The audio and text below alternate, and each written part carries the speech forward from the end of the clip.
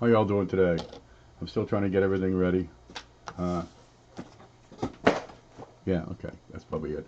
Geez, we got some people in here already. See Paula Bloom, there's Caruza, Big Bank, Little Bank, RB area. Hey, Paula and Ken. What I need is access to the professor's notes on Google Docs, but I think a book is coming. No, you can't get those notes. Uh, no. Let me see. Where's the screen? There. I can kind of give you glimpses of those. Here it is. This is what we're working on this little more today. It goes on and on and on and on. And Shay Hoffmaster's working with this too. He's playing with $50. Just all the known dye varieties out there. And geez, I tell you, putting together the pictures for that is a bear. You need 50,000 pictures. Coming up with them is going to be a trick. Let me set this screen up just a little bit more. There's home. Okay, good. And I got these. Playing with these today. Those can go. Yeah, got to check every single coin. All right, that's good enough. Yeah, can we see it? Good. Okay, we're going to look at rare. What is rare? At what point is a coin considered to be rare? And I've got a shot over here of my blog somewhere. Do I have it? No, that's not it. Here it is. The blog. I just added here a new article about what is rare. And you got Bowers, Q. David Bowers. He's a well-known numismatist. Dude, he's a prolific writer. He was the name in the 70s, 80s, 90s, zeros, and still is. I mean, the guy's like 80 years old. He's been collecting and doing the coin thing forever. It's Bowers and Marina's Gallery. You've heard of him. Anyway, get this out of here. What you got here?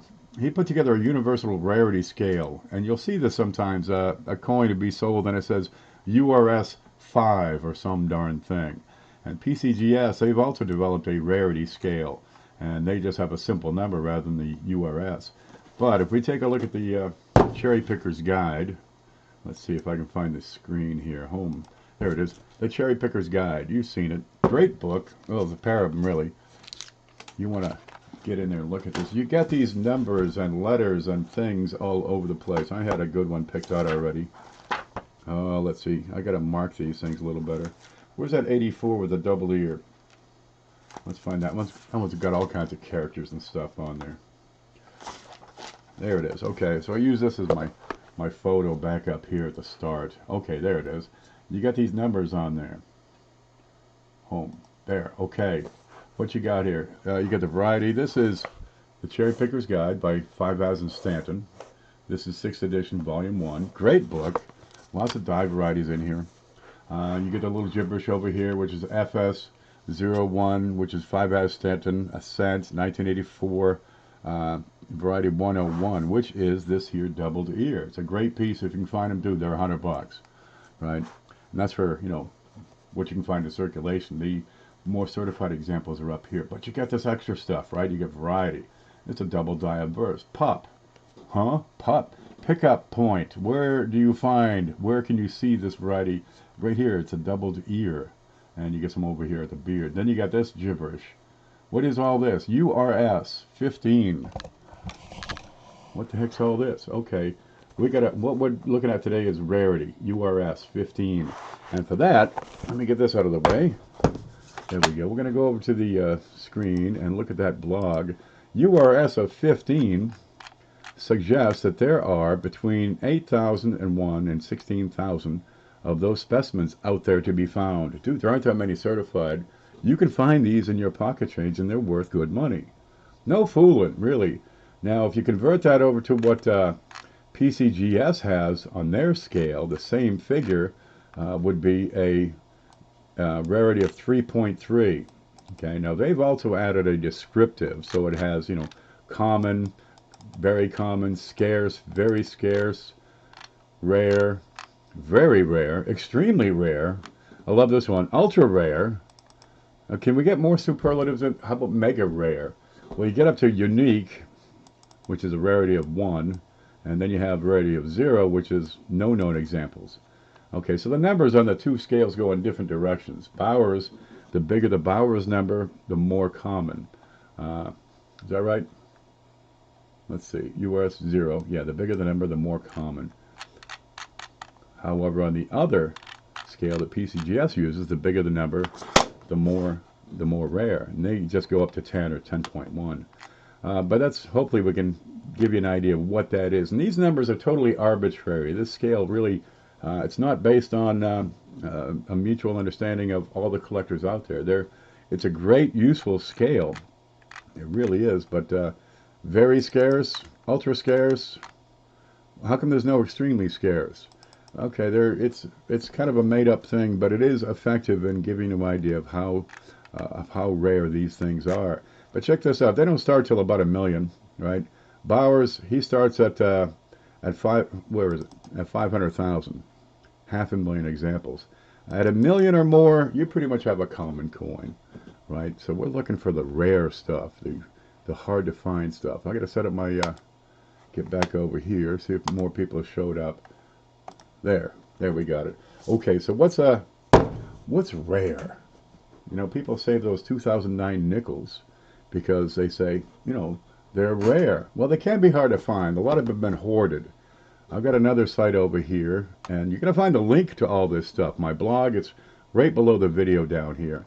And from the blog, you can get to everything else. But let me take a look at the coin collector checklist here for just a minute. Okay, where are we? Coin collector checklist. Real handy. Tony Mazza has done a lot of work on this. I've done a lot of work on this. He took and ran with it. He just went to town. And you got, well, a lot of the series already figured. We're still adding to it. Let me see if we can see that. I may have set up the screen. Okay, good. This looks good. Okay, Lincoln Cents. I always start with Lincoln Cents because everybody's in touch with them. Right? Everybody understands Lincoln Cents. Most people, and that's most, not everybody, starts collecting with, you know, a few wheat pennies they find in their pocket change. And I got two figures over here, right? You got, you know, every date, every mint mark listed. This does not include die varieties. Well, some. You know, we'll have some die varieties. But you've got two columns over here. One is mintage. And this is a key figure when you want to determine the rarity of a coin. And then you have the surviving population, which is another number altogether. Dude, you're going to love this. Just because I made a lot doesn't mean they're rare. It's how many are left out there still surviving. That seems to be the key number to the whole thing. Let me press that button. There we go. Okay, so where's that 1909 SVDB? Here it is. And I use this as kind of the cornerstone of any references, because everybody knows what the heck an SVDB is. Well, not everybody, but the ones that do understand, you know, it's a kind of a rare coin. Pretty rare. Okay, they made 484,000 of them. That's it. Not many. They used 4 dies. And really, they got die markers for each die that was used, so you can tell which, you know, die was used to make your example. I used to have a die number 4, for example. And that's the picture I got at the top of the blog. There it is. That's a die number 4, and you can tell by the mint mark position, a little die chip in the B. There's a couple of other things you got to, you know, note on that. And they're kind of rare. Now, 484,000, let's see, where's that one? That would be 484. That would be a 1.6 rarity. Rather common. Kind of funny. Geez, it's a key date for the series, but on the Lincolns, well, they made a lot of the darn things. They made, what, 500 billion of them so far? They're still making more. Okay, so you start with a 1.6 is the rarity on that, but you got to realize a lot of them are lost to time.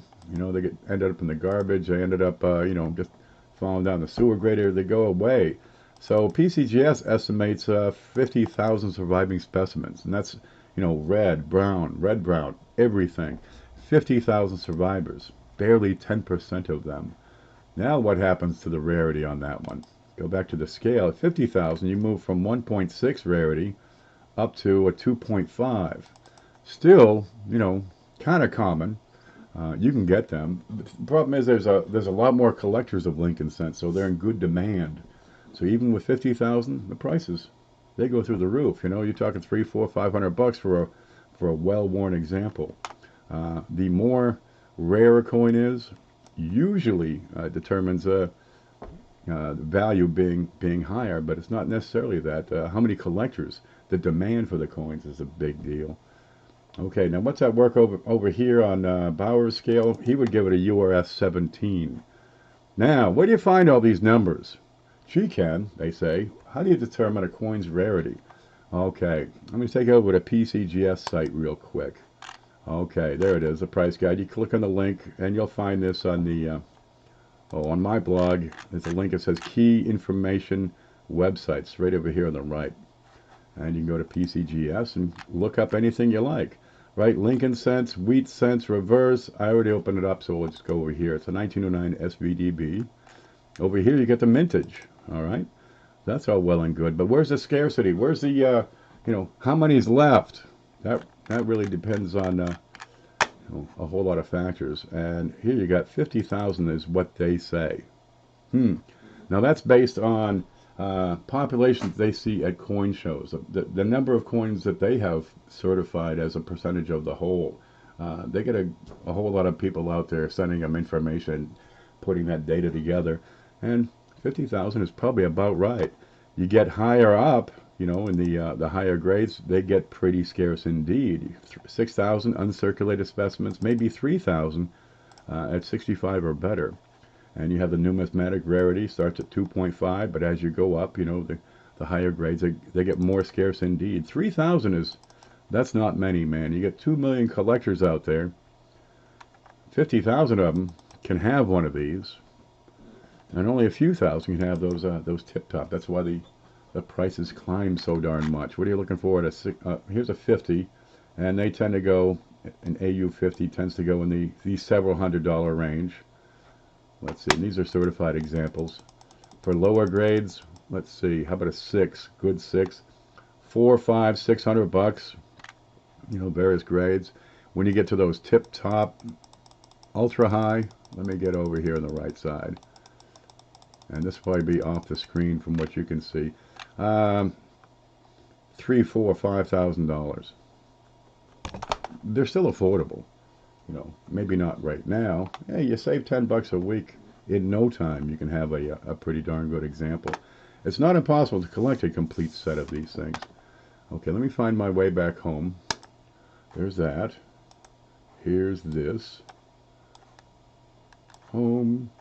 Okay, so you can find the coins. You can find out how scarce they are. Let me just put these under the scope so we got something to look at here. What's that? That's that nickel again. Let me catch up on chat because we are live. 30 people watching. It's the middle of the day. I just said I'd better get this handled up. Okay, let's see who's in here. This is Bill 457. Is there a rate chart? A rarity chart is what I put up there, Bill, and that's on my blog. You can find that at 1millionpennies.blogspot.com.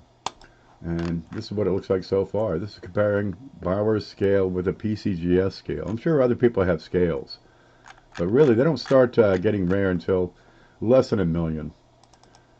And you'll be able to figure out what the heck that, you know, R2.6 or URS 17 is all about.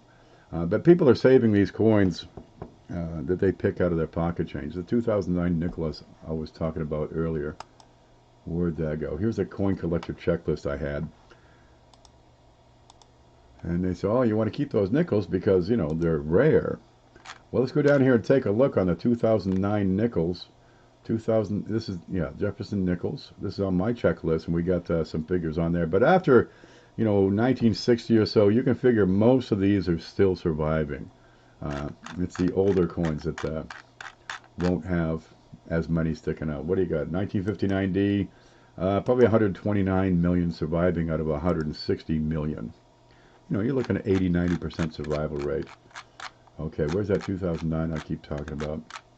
Okay, you can't find these in circulation, 2009 nickels, but they made 40 million of them. That's a huge number of nickels, really. What? That's one for every family just about in the U.S. Maybe every couple of families. You know, you got one, your brother doesn't.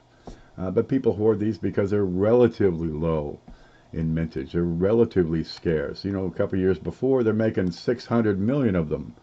Right? Go a couple of years after, they're making 500-600 million of these things. But in 2009, they made 46 million. Well, that's still a pretty whopping number. And I get the same bunch of people to say, oh, keep those 2009 pennies because they're rare. Let's find the pennies here. Here's your Lincoln cents. And we'll go down to 2009. And this is my collector checklist. And you'll find the link is right below the video, I think. Did I put it there? I may have. Let's see. No, but somewhere down below it's in there, I'm sure. Yeah, there it is. It's below the video. Okay, good. You can find it. Okay, 2009 pennies. They say, oh, keep those because, you know, they're rare. And again, it's relative rarity. Here you go. Back in 2007, they made 3 billion of the darn pennies, right? Another 3.6 billion in Denver. But in 2009, they made 284 million. 350 million, depending on the, you know, the reverse design. 376 million. That's still, you know, one for every man, woman, and child in the U.S. Look at the rarity scale on 300 million. Dude, it's way off. I always tell you, keep those coins until you can decide for yourself whether, you know, you should bother to keep the darn things. In 2009 pennies, look, if you want to keep them, that's up to you, man. They're different, that's for sure. Hey, assemble the whole set. Then you got something rare, because there are a few complete sets out there, these Lincoln cents, and it'll get you further along. But the relative rarity, well, yeah, it's lower. You know, you get 10% as many on each design on 2009, but when they're making billions of these things, or hundreds of millions, or tens of millions even, that's just not a rare coin. Looking into it, below $1 million is good. When were they making these things rare regularly? And looking at the Lincolns, you got to go way back. I mean, way back. Here we go. Here's a number. 1947S, 99 million of the darn things. But the survivors, now you're already down to 10% of that. You know, 9.9, 10 million of the darn things surviving. Over time, these things get lost. They fall off the desk, you get in the floorboards, you never see them again. The cat swallows them, takes it outside, and hurls it up all over the lawn. Maybe someone will dig it up with a metal detector later, but you can figure, you know, once a cat gets a hold of it, that coin's gone. But watch this, this is really neat. 1940, right here. Before and after World War II. That war changed so much of the face of this world. What it did for penny production, for coin production, it exploded. A lot of these countries are putting everything they have into their economies to boost production for the war. And you'll see before and after World War II, production is totally different. Let's see. Here's 1936 D, 4 million. No, wait, 40 million. 1936 S, 30 million. Right? The regular 1936, 300 million. Still a lot of pennies. Right? You're coming out of the Depression. But 1944, there's your first year they hit 1.4 billion of the darn things. I don't think the population of the planet at the time was 1.4 billion. That's a penny for every person on the planet at the time. They did it again the next year, broke 1 billion pennies. And you can still find, you know, these 1944s in your pocket change. And they're good for, you know, a few cents. By all means, keep them. That's before World War II. You get into the Depression, and now you've got coins with, you know, 10 million minted, 14 million. Maybe a big year in 34, you get 219 million. Still, these are big numbers. If you look at the surviving population, 32D, you get 1 million survivors. Okay, you're starting to get harder to find. Some of these dates, 31S, 866,000. What's that mean on the scale? 866,000. Still, it's kind of a common coin at a 1.2 rarity.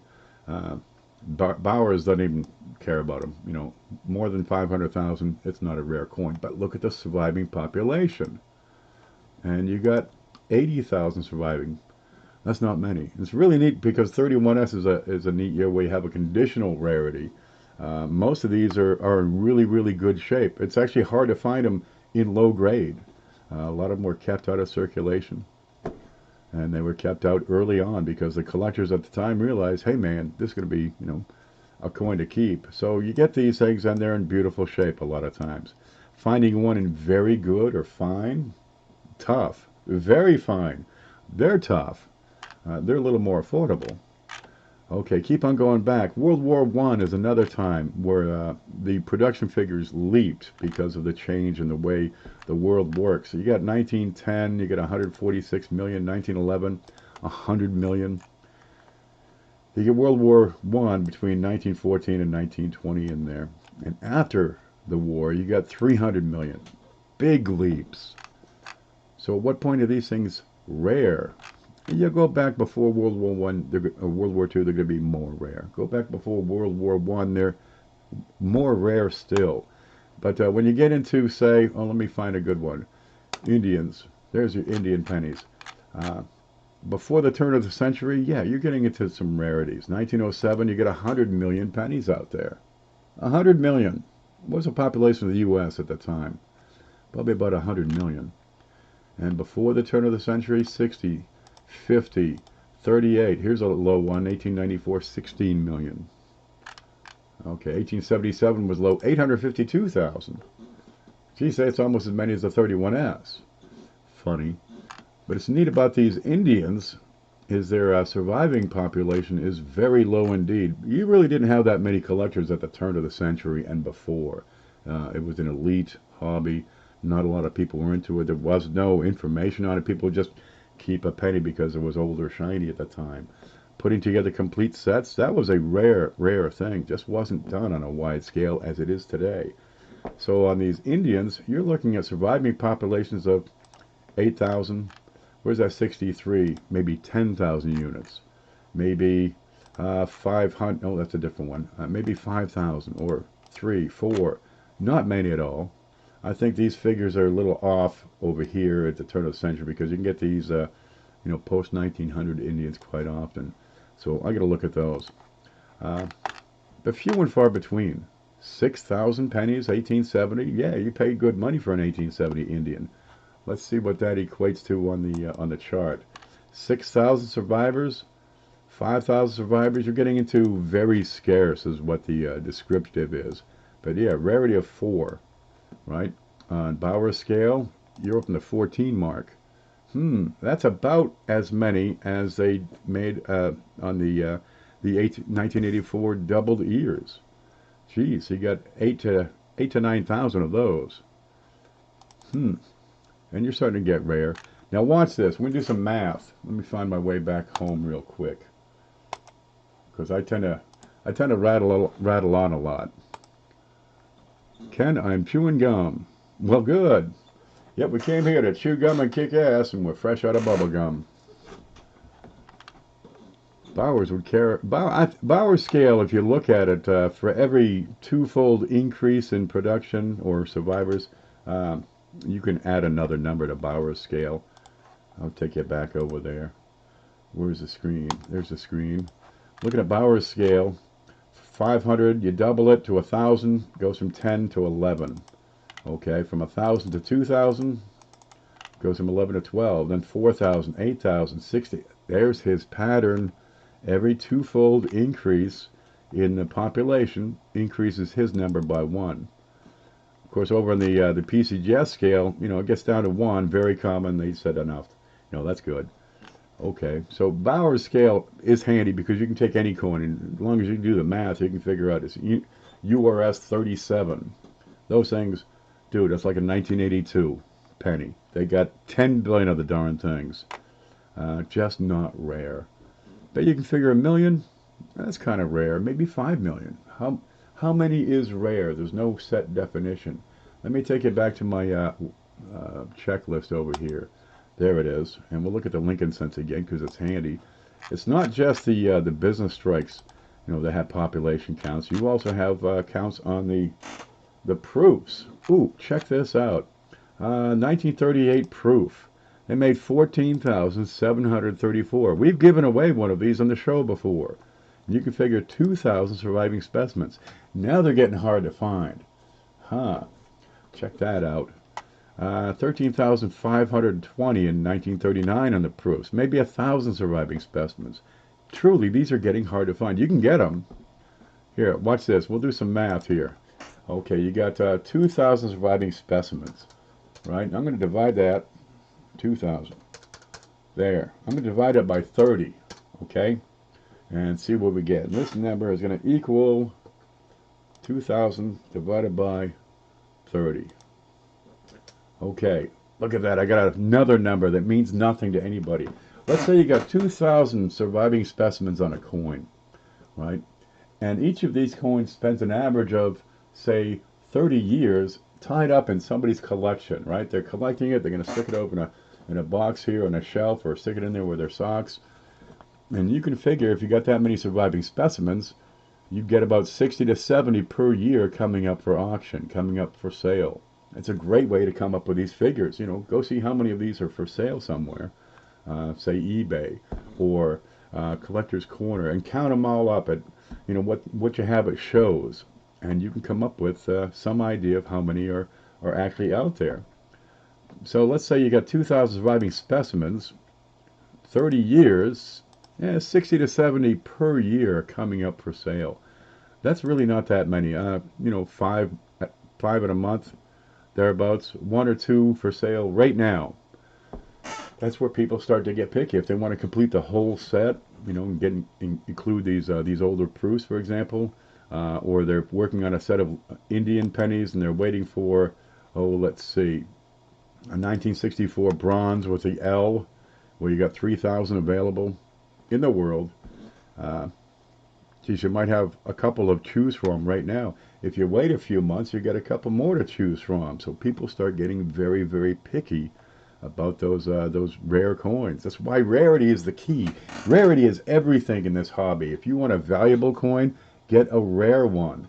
We got some over here to show you here. Let's see. Let's go to the scope. Where's the scope? Let me find the chat first, because I'm ignoring you guys. If I can get this. So, there, we're back up here. Rick's here. Well, about time. Okay, scope. Let's have some fun and figure out how rare is this coin right here. Okay, identification. You got to be able to identify the coin. If you can't identify the coin, you know, you can't determine how much value it has. This one, as you can see, 1867. It's got some issues. This is produced with a shattered die. In God We Trust, the shield. Let's flip it over and see what it says there. Look, it's a nickel. Okay, we got an 1867 shield nickel. And you have to look at these with my pointy stick.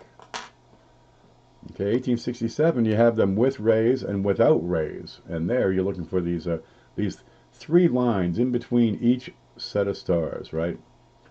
Well, we can see that on, you know, go to the pictures and you'll find those. So this is an 1867 with no rays. Okay, I'm going to show you first off, there's screen, USA coin book. Where the heck is that? Here it is. This is USA coin book. And if we can see the top, yep, we can see the top. So it's usacoinbook.com. And you can find all kinds of stuff. Dude, you got mintages, you got dates, mint marks, you got pictures. Over here on the left, I know I have a shield nickel. There it is. I can pull that up. Looks just like this. See the rays?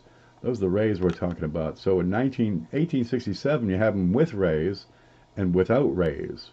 And here, look, without the rays, they made 28,890,500. That's not many. Okay, but you're going back quite a ways. So how many survived? Okay, let's go to PCGS. Click on the nickels. Wait for it. There it is. And I'm looking for 1867 with no rays. There's my no rays, 1867. We'll click on that. Then we wait a minute. I need some elevator music. 1867, 5 cent, no rays. That's my nickel right there. Okay, and we have 28 million produced. If I scroll down to the bottom, I've got estimated survival. Here it is right there. They say 40,000 of these things. Not exactly like this one I have. Yeah, not quite exactly like this one with the cracks and the shattered die on both sides. But you got 40,000 of them to play with. 40,000, and this is one of the more populous dates. Okay, we have the checklist. If I go to those shield nickels, there you go. This is all of them, 1866 to 1883. Not that many. You got 280,000 surviving for the entire series. These get into, some tougher to find coins. 1867, 40,000. 1866, 40,000. 68, 40,000. And after that, there's nothing. There's a few thousand, maybe a few hundred. Okay, 82 and 83 are kind of big. Some of these coins are truly hard to find. I've got one here. It's a, what is it? Let me find it here. Home. That's not it. There. Okay. I was hoping to give this away Friday. Well, maybe next week. This is an 1838. Here it is. You can see the seated Liberty design. Pretty slick. Let me turn that over so you can get a look. And it's a half a dime. Yeah, they were making half dimes and nickels at the same time. Well, they needed the currency. There it is. So in 1838, this is so darn old. Look, there's no drapery. They added the drapery 2 years later. So you got extra drapery here. And this one, you have two designs on this one. You have, in an 1838, you have the large stars and the small stars. And there you got to look at this, because they just added the stars. Before that, there were no stars. Beautiful coins. Okay, let's get a look at how many of these survive. Let's see, there's the screen. And I'm going to go to USA Coin Book again. Right, because you can get information quick on here. That's what I love about this site. There it is. There's the no stars. And that is a delicious little design right there. Okay, 1838, here we go. We got large stars and small stars. Now we know they only made 2.2 million of them for the whole darn year. Huh. And it comes down to those stars. And then you got to go to PCGS and say how many of these things still survive and which one is this? Okay. Half dimes, Liberty seated half dimes. And we got it right here. 1938, we got large stars and small stars. Well, together, you got 3,200 surviving specimens for the entire date, right? For the large stars, you got 3,000. Huh, 3,000. That's kind of rare, isn't it? Let's see. We got to scroll up a bit more. 3,000 puts it at 4.4, and Bowers gives it a URS 13. Once you get into the mid-teens, they start to get real scarce, right? And for the other one with the small stars at 200. Dude, that gets into the very rare. Really, I think below a million, keep them for sure. Below 100,000, they're going to start getting up in price. Below 10,000, aha, you see the pattern here? Over here, Bowers, he doubles his number for each next level up. And over here, if I go from 100,000 to 10,000, the PCS scale increases by 1. If I go to 1,000, I go from 3. Okay, they stopped here at 4, at 5,000. Okay, so they've got a method to their madness, but it's not mathematical. You can't do the math and come up with a figure here. But you can figure once you get to below 5,000 or so, they get to be pretty darn rare indeed. And we know this one is at least 3,000 and could be as rare as 200. Depending on, are those large or are they small stars? So that'll be the topic for another video, is which coin is this, small or large? And there's different ways to tell. And we'll talk about that. But boy, these are the coins to get, right, is the rare stuff. What's your rarest coin, really? Is it a nice wheat from the teens? Maybe it has an S on it. Maybe it has the SVDB. 50,000 survivors. It's still kind of common, but there's so many people collecting that it drives up the price. But let me look at these seated half dimes for a bit, because they are terrifically undervalued. Okay, seated half dimes. Here you go. You got mintages of 2 million, a million. It starts going up as time goes by. Once you get past the Civil War, again, you have this major increase in how many were produced. 13 million in 1853. Civil War comes by and screws everything up. And a lot of times, well, okay, maybe this is not the best example, but look at your seated dimes, for example, your seated quarters, and you see a huge increase after the Civil War. Pre-Civil War stuff tends to be, pretty rare, tough to find. Geez, they melted down a lot of silver for that war. Okay. These mintages are pretty low. Let's look at, you ready? The rarity of the surviving population. This really is the key to it all. For the 84 million produced, you got 67,000 for the whole damn series. On the, where'd it go? I gotta show you this. On the SVDB, if I use that as a base, Lincoln cents, 1999 SVDB. A lot of people would consider that to be kind of a rare coin. They got 50,000 of them. But on these seeded half times, you got 67,000 for the whole series. Right? 1837 all the way to 1873. You got 40 years, and some of these you get into a couple thousand, 3,000. Looks like Indian pennies, doesn't it? 60s, 1860s, you got 300, 400. 175. They made a lot here. All right. But a lot of these, 350. 112 surviving specimens is their estimate. 100. 200. These are the rare coins. These are the ones you find them.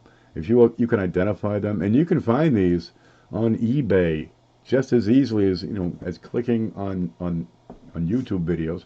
And if you know what you're looking for, you can determine, is this the rare one or the unrare one? Because just the difference between those stars on the 1838 can determine, is it a 3,000 survivors or 2,000 survivors? And if you can tell the difference between those two and get it for the same price, one of them's going to be worth a whole lot more than the other. Kind of neat. If you learn this stuff, you can pick up a few bucks pretty easily. Okay, I'm going to get back over to the chat because I've been totally neglecting you people. What's the price on good? On what, the 1838? Okay, back to the screen. Seeded halves. Where is it? What is this page? Seeded Liberty Dime, half times. There you go.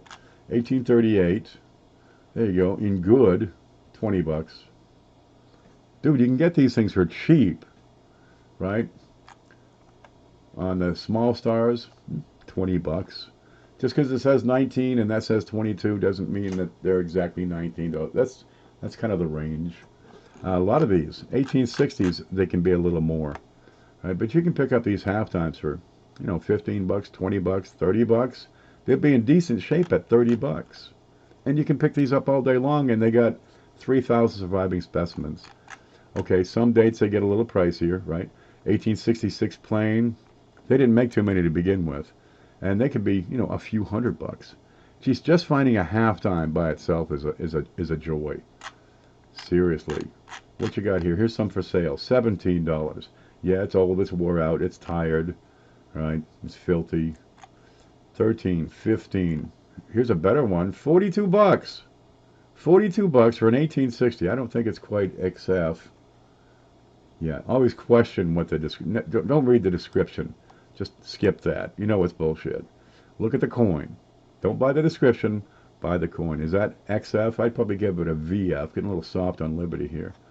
42 bucks. 1860.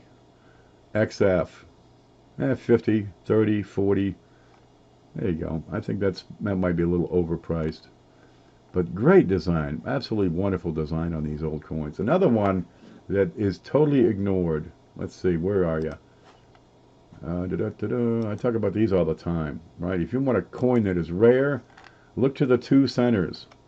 They made a pile of them. They made 45 million of them in just a few years, just 7 years here. From 64, and, well, they made a 73, but they really weren't made for production. They were proofs. The 72, they didn't make many of those. They weren't favored. People didn't care about them. It's a 2-cent piece. They're smaller than 1-cent pieces, which were still going around. They got these large cents still going around. And they were unpopular with the people.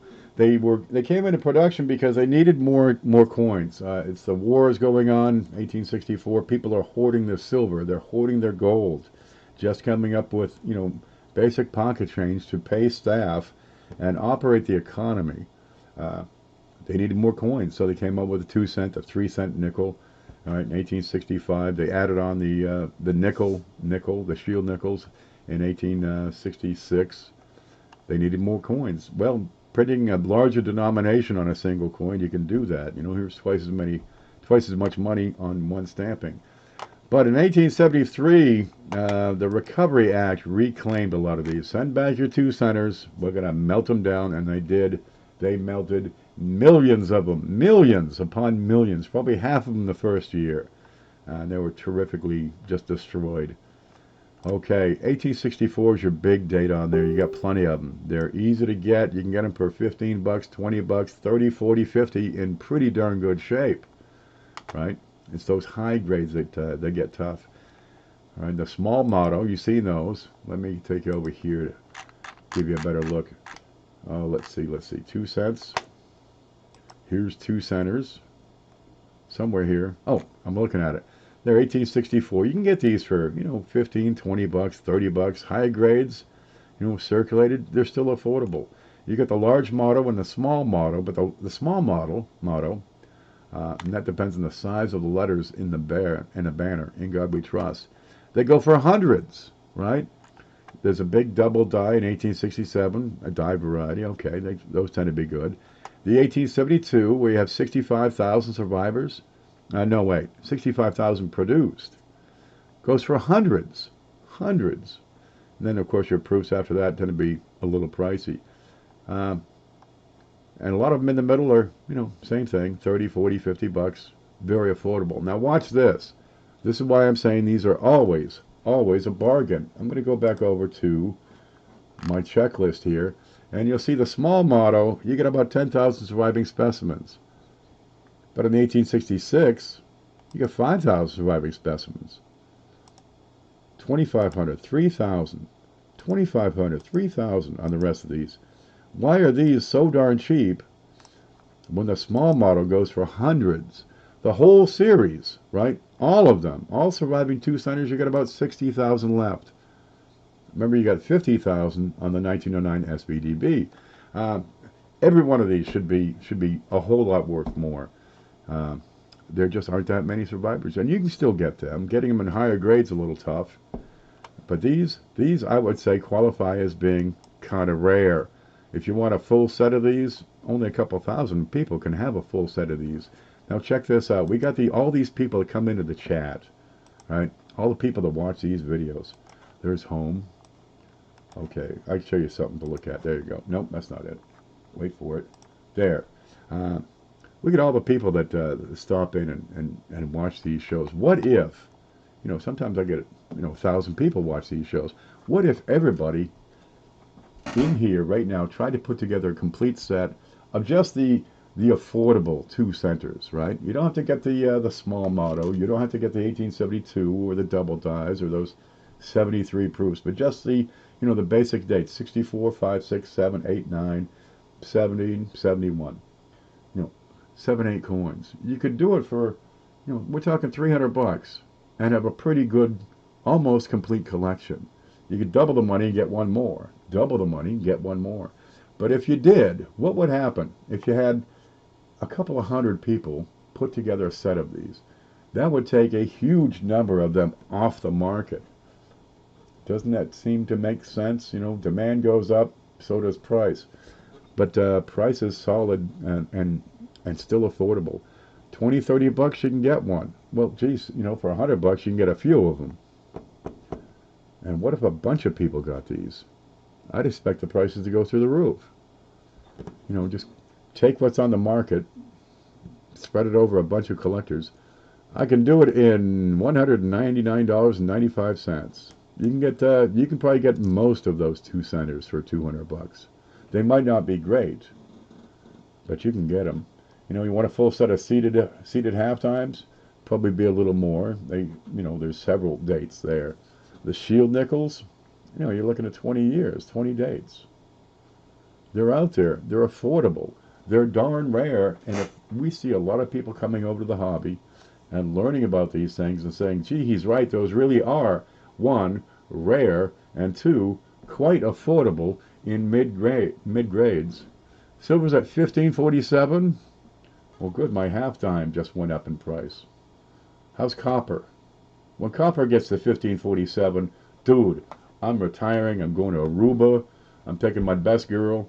We're out of here. That's how that works. Okay.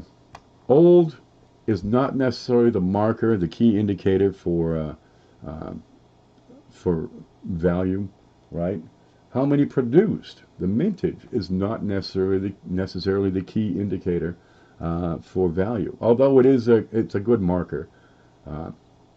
What you got to look at is the surviving population. How many of them are out there, and compare that with how many people are collecting. Because if you got a lot of collectors and a little supply, it wouldn't take much to drive the value of those two centers up. You know, we got 44 people watching. If everybody took up, one of each date. Let's see. Let's go back to the screen. There's the screen. 1860 is the two centers. Okay, we take a 64. There's one. A 65, plain or fancy, I don't care which. 66, 67, 68, 69, 70. And get to 71 because they're affordable. And really, 72, there's more 72s than there are the regular 69s. Yeah, these numbers they're close. There's almost as many. But your mintage is much lower, so people say, that's rare. No, it's the surviving specimens. They should be the same price. Okay, 1, 2, 3, 4, 5, 6, 7, 8. Pull up the calculator. Where'd you go? 8. 8 coins, 8 different dates, and times 44 people watching is 352 coins that we would eat real quick. Now, the 61,000 surviving specimens divided by 61,000 equals, we would eat almost 0.5% of what's available for coins. Just that fast. And really, this video will get probably a couple of hundred views, so that number can go up real fast. And what would happen? Well, I suggest before it happens, before you see everybody saying, "Oh, I've got to get a collection of two centers," well, get a collection. Put that collection together. It's not many.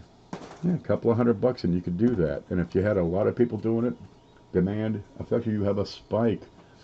Well, I'm just saying, get them while you can. There's a lot of these old coins are rare. The foreign coins, dude, barely touched. And you'll see some mintages far less than $1 million. And values are, chump change. I get those Hong Kong nickels for, $2. They can be had. I see Diggin Canuck is here. She's into the Canadians. Of course, she's in Canada. Tremendous values on a lot of those Canadians. If they have the same sort of survival rates as the Indian cents, dude, they didn't make anywhere near as many of the Canadian large cents as they did the Indians. Yeah, there are coins out there that can be had. They are rare, and they're just ready for picking. Get out there and grab them. Hey, let's have a giveaway. What do you say? Because we like to do a little giveaway. People send in cash. They do. There's a PayPal link somewhere, and you can do it here. And people support the coin class. I got to thank them for that. It's what keeps everything going. I finally ordered some speakers to go for the computer so I can hear better. But we depend on operating this show, the coin class, on your subscribers like you who are supporting it. So send cash. And what it does, it helps defray the cost of these giveaways we have. Well, these are not particularly rare, although they are a little tougher to get. And I've got 2 pennies. I've got a 1960 small date, and over here I've got a 1960D small date. And we're going to send this out to somebody. But first, let's have a look here and see what we got. Nope, that's not it. Screen, 1960. There it is. Beauty. That's a good looker right there. And you got, millions of these things are out there. And what you're looking for on the date is how big is the 6? How big is the 0? And I can put these side by side. Nope, that's not going to work. Well, I can do this. I can put one on top of the other and just move it out of the way. You're looking at the size of the 0, the size of the 6. How big is that swoop? And you can see there's a big difference between those two. So you get a large date and a small date. And if you're putting together a full set of Lincolns, well, first off, you want to have them. And next, you want to have them in good shape. So we got some real shiners here. Let's see. I got the camera crooked. Straighten that out. Straighten these out. I'll send that out. Now, it's not going to be tracked. I'm just going to stick an envelope in and send it out easy. There's Paula. Yeah, send donations to kpv@live.com. You know, if we get enough, we'll do bigger giveaways. But we give away all kinds of stuff here. I sent some money last week. Thank you. Thank you very much, Patrick. There's Les Willie. Wiley. You can't say Willie. It's rude. Yep, send it to my offshore Cayman Islands account. That's always good. My attorneys will then forward it to my Liechtenstein account. And from there, I use that. I got a debit card. I get groceries. It works pretty well. Okay. I think that'll work. I got a coin here somewhere. We're just going to do a simple one. Guess the date. Where are you? What's this? No, I don't like that one. Okay, this will work. This will work. Nondescript. Real simple. Okay, when you see it, you can start guessing. Get one guess per person. You're going to guess the date on the coin. If you guess twice, right, then I'm going to ignore it. Because if you guess twice and somebody else guesses once, they win. But what if, you know, the guy guesses twice, but it's the same guess? Does that count? There's so many ways to flub this up. So we'll just take the first person with one guess who gets the date right. And I'm going to type in go so we can find it easy. There's go. Okay, when you see it, you can start guessing. Once. Where the heck is it? Screen. No. There it is. And I'll move this around so you can get a look. So this is where your coin knowledge really comes in handy. Because already you know, it's a $50 with a bird on it. If I know the series, I know the date range on those coins. Then what if you know, is there a mint mark on the front or the back? Does that help? That could narrow it down. What if it has no mint mark or has a particular mint mark? Would that narrow it down? A lot of times. Oh, you don't have to guess a series. It's a Walking Liberty $50. There's AW right there. Mr. Root Beer himself. There you go. And what we're going for, we're guessing the date to win these. Where'd it go? There, to win these two 1960 P and D small dates. And guess the date. It's slowing down. Okie doke. Goody good. 1901. Well, that's okay. 38, 29. We got 42 people watching. Let me scroll up on this so we can see. I think most people have got it in. And I'm going to look at the date because I haven't looked at the date. It was just sitting in here on the desk. Have we got a winner? Let me look and see if we got a winner.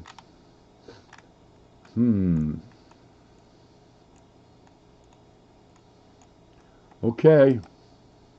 No winner. Well, now what do I do? Okay, do a second guess. 2ND. What happened? Stop doing that. Second guess. Okay, try again. No winner. Try again. We're going to try it one more time. So guess a different number. Might be good. 46, 17, 28, 05, 40, 33, 47, 34, 27, 22, 46. And here comes a bunch. Did you go through and look at the previous numbers? Previous guesses? Well, let's slow one down. See, a penny pick it up says 1949. That's after they stopped making these in 1947. What? You mean it has to be a number before 1947? Well, up to and including that. Now, we're not going to win the $50. We're going to win these 2 pennies over here.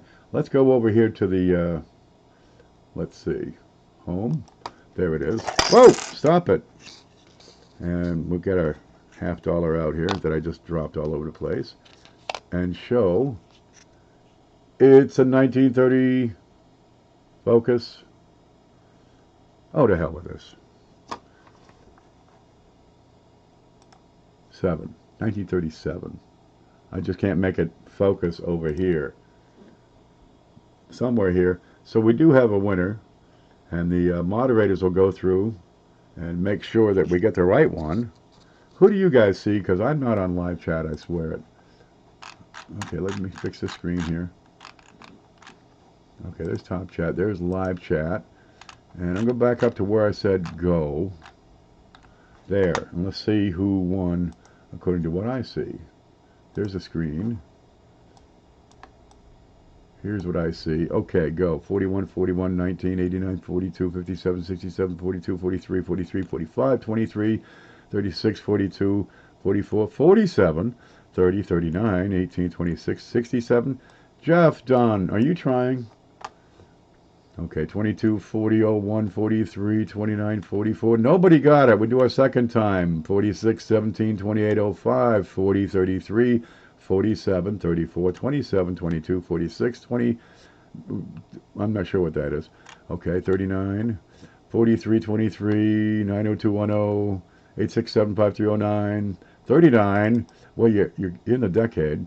Smoking with 33, 27, 30. It's gone. It was there. I got Hoogie. I got Hoogie's Hobby Shop with 1937. Anybody else? Hoogie. Hoogie, we got this coming for you. Let's see. Home. There. I got a 1960 small date and a 1960 D. There it is. Small date. I'm going to stick those in an envelope. If you would be so kind as to send me your shipping address, that'd be wonderful. I'm sure I have it, but dude, I got 15,000 emails I haven't read. But what the heck? These are good ones. You'll like them. Look how shiny they are. These are the 60D small date. That's probably good for $3 to $5. This one right here. That's a little tougher to find. Well, that's no problem. We'll get those right out to you. I was hoping to win so I could have a reference coin for the small date. Guess I have to keep on guessing. Yeah, they're out there. You can find them. Just pick out all the 1960s and 60Ds that you get. And if you got one that looks different, it's probably a small date. The 60Ds you can get pretty easily. The 60Ps, they're tough. Yes, thanks, y'all. There you go. Congratulations, Hoagie. Okay, look, it's 1 o'clock. I want to see if Bill J is on yet. And I don't see him yet. He does a box of pennies, or a box of something, usually $50, just about every single day. And he gets on and he talks and he chats with people while he goes through his stuff. And he has little giveaways. Nothing too crazy, but by God, give him time. And, as his channel grows, that's the whole idea. Support each of these channels. Support each other. If you see someone over here that has a channel that you know of, well, by God, get over and subscribe to them. Let me show you this real quick. We've got a directory for coin, video, and blog, as well as live streams. And you'll find everybody on here that, well, not everybody, but a lot of people. If you're not on here, send me an email. It's right beside my head. And look, here you got Hoogie's Hobby Shop right in here. Right? If I click on that, I'll go to Hoogie's channel. There he is. This is him. He's the guy that just won this giveaway. And he's got great content. He really does. Goes on for half an hour, whatever it is he's talking about, it's going to be a good show. He gets in depth. You can learn stuff. If nothing else, it's a good show. There's good stories behind there. So go subscribe to Hoogie. He's got 335 subscribers. I'd like to see that hit 1,000 today. That'd be great. He'd be happy. I'd be happy. Everybody'd be happy. So we got that going. If you're not in that, send me an email. Your battery's low. What do you want me to do? Give me a solution. There's Rick Parlett. Say, oh, goodbye, Sir Gold. Plug it in, Bill. That's it. Plug it in. I can't plug it in for you. Thanks, Professor. Too kind about the channel. It's a good channel, Hoogie. I'd like to see more of it. Just do your thing. He's casual about it, and he really does add a lot. He does add quality to the coin community here on YouTube. and we'll get those out to you. And geez, you know, if you don't like them, give them away. Give them away in your next show. It'll be fun. I've seen people do that. They get stuff. We get the big show every Friday, and we give no Saturday, and give away all kinds of stuff. And I've seen people give stuff out from that, and that's okay too, man. The whole point here is get these coins off my desk because, damn, and into the hands of somebody who's going to appreciate them and care about them and relish them. We've given away some coins that people just cherish. And those rarities, right? Maybe it's just a 1937 half dollar that's rare to you. It's maybe one of these little half dimes. That's it. That's a half dime. Isn't that cute? Look at it. Look at it compared to these pennies. There's a half dime, and there's a. You know how big the penny is. These are little tiny things, right? Maybe it's an old nickel, but there is something in your collection that stands above all the other ones, right? Maybe it's just having a full set of Lincoln pennies. Jeez, that's pretty slick. Have you got a 1960 small date? Type number 1 if you do. Type number 2 if you don't have a small date. Really? Those are kind of easy to get. You know, maybe it's a few Buffalo nickels that is the pinnacle of your hobby. Well, take that next step and get an older coin or a more rare coin or a more valuable coin or something you don't have. Huh. How come they're all being hidden? That's strange. Well, I think YouTube, look at this. What are we seeing? Screenshot. Over here in the chat. Oh, okay, now they're coming through. For some reason, it all said hide. Crystal has one, Paula has one, Coinroll Searcher has one, Bill has one, Uper has one. Dave don't know. Victoria needs one. Yep. There we go. You know, push your collection, push your hobby to the next level. And maybe it only takes a coin that you don't have or that's older, rarer, more valuable. You can do it. Where'd it go? What is home? There it is. You know, there's all kinds of stuff out there. Some of it's just plain easily accessible. Those 2 centers, you can get them. You can put together a pretty substantial collection. Maybe not every single date, but there are no mint marks on them. Maybe you don't have all the die varieties. That's okay. Just get 6 in a row would be a pretty good group. It happens on Mantix too. The mods unhide. It doesn't? Okay. Well, it's one of those things. They're still being held. Yeah. Guys, I want to thank you for coming in, listening to me rant. Sometimes I get kind of nuts. A lot of people give me questions. Is this a rare coin? Rare is a subjective term. It could be kind of rare. Is it truly rare? Less than 1 million, I think that seems to be the cutoff, right? 1 million or more, more common. Maybe YouTube is taking up the no numbers in chat. Let me try typing something. Here's a number 5. Da-da-da. That came through. Darn strange.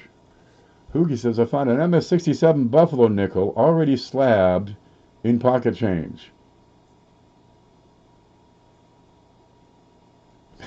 Okay. He's full of it. Wow. That's awesome, says Cornroll. Yeah, good luck. Congratulations. That's pretty slick. Man, there's stuff out there you haven't even seen. There's stuff out there people don't even know about. There's people don't even know we got 3-cent pieces in nickel and in silver. Really? Now we got to get both of those.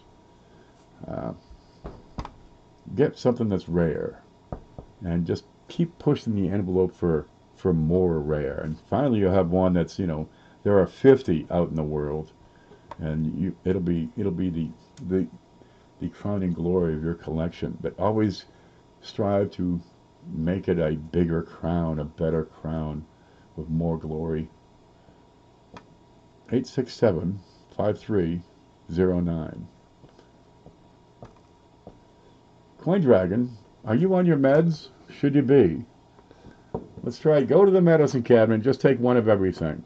Seriously, one of them's gonna help you. Okay, guys, thanks a lot. We got, let's see, Thursday, we got the Q&A coming up. People send in pictures, right? Um, don't send them right now because it'll get buried in the email, but they're going to send pictures to an email, uh, and we'll look at them. We get a whole board of people who say, what is that? I can't see it. We squint, we grunt, we try real hard to figure out what's going on with your coin. But also with that picture, ask a straight question so we can answer it right for you. Yep. Friday, we get a sale, right? That's how I make my bread and butter. Now I've been kind of under the weather the past couple of weeks, so getting more stock has been problematic, and it always is out here anyway because I'm on the woods. Uh, but we're gonna have a sale, and that's how I, pay my bills. I'm on Eastern time. That's right. I'm over here in Florida. I'm, if this is Florida, I'm like right here. See this a panhandle? I'm right here. Yep. Well, Saturday. What's going on Saturday? Mantic's doing his thing in the afternoon, well into the evening. On Sunday we get the big show. You want to be here for that. People send money. People send coins. We put it all into one big package and send it off to somebody who's going to say, "Oh my God, I won!" And it's a lot of fun. Oh, did you hit the upside down or the right side up? You can vote, have a secret vote. Whichever way you vote is good, dude. They count the same on Facebook. The more likes up or down, the better. It helps YouTube give give these shows a better promotion around the whole community. And it works. And let's see. What else is going on? I think that's about it for now. So we hope to see you soon. You're going to watch no, not Coin Op. Dustin, he's putting together a show about damaged coins. And hopefully that'll be informative because we get so many coins, so many questions people ask about, and a lot of times it's just damage. Really get a good understanding of the mint process, and that'll help you better understand, can this be damaged? Can it be a mint error? And Paula and Jeff Schumar did a show last night talking about just that.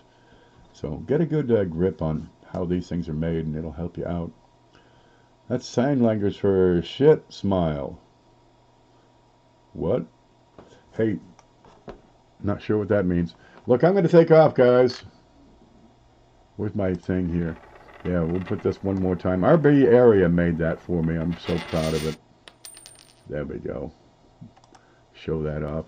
So I want you guys to stay groovy. That's right. That'll work. And we'll do it again sometime. Okay. Thanks a lot.